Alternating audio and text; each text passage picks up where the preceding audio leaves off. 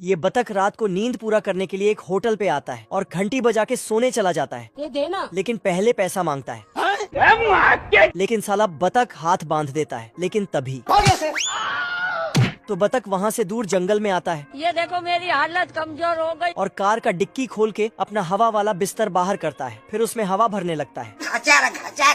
लेकिन तभी बतख का सिस्टम हिल जाता है तो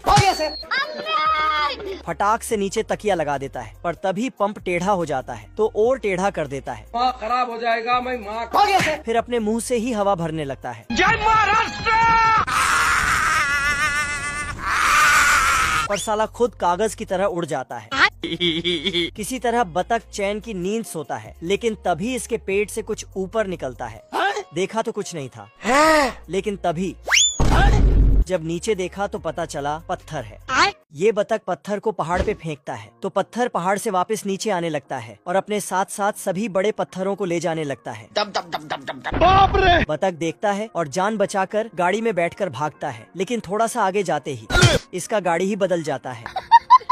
ये सब छोड़ छाड़ के बिस्तर में लेट के खराटे लेने लगता है। साला ऐसा खराटा लेता है कि खुद आगे चलने लगता है और खाई में टपक जाता है।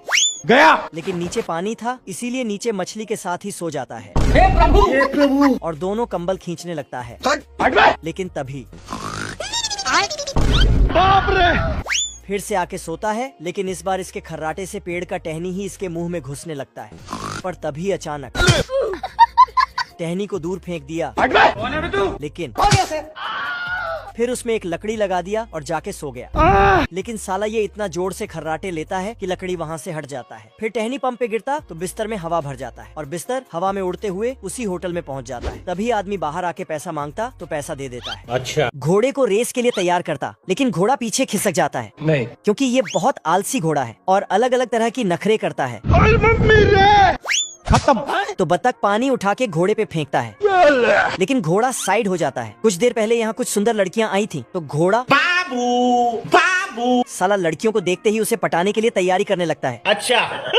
फिर जाके कोई हमें भी पटा लो, गरीबों की दुआ लगेगी। लेकिन कोई भी इसको भाव नहीं देता है। Oh, shit. जिसके बाद बतख घोड़े को रेस के लिए तैयारी करने लगता है। ये क्या है? लेकिन घोड़ा नाटक पे नाटक करने लगता है। खत्म। नहीं समझ यहाँ कुछ तो गड़बड़ है। फिर बतख ने एक सेब लिया और घोड़े के सामने रख दिया। ऐसा मत करो मेरी जान। घोड़ा अपने आप को रोक नहीं पाया और सेब खा गया। दिल गार्डन गार्डन हो रहा है। बतख को पता चल गया कि ये नाटक कर रहा है। बात। चलो 1 2 3 भागो। बात। भागते भागते अचानक घोड़ा रुक जाता है। कुत्ते। तो बतख उस पे फायर करने लगता है। नहीं। डर के मारे ये रेस के लिए तैयार हो जाता है। अरे खतरनाक लोग हैं। बतख का पिस्तौल नीचे गिरते ही घोड़े ने अपना असली रूप दिखा दिया। मैं तुम्हारे बाप का नौकर नहीं। साले तू। फिर बतख ने रस्सी लिया और घोड़े को खूंटे में बांध दिया। बात। ये सब एक खतरनाक सांड देख रहा था। अब देख तू। तो घोड़े ने रस्सी सांड पे बांध दिया लेकिन बतख को कुछ नहीं पता चला। मैं नहीं डरता। फिर सिंह बतख की तरफ कर दिया तो साला घोड़े ने सांड को ही घोड़ा बना दिया। तो बतख को घुमाने ले जाता है।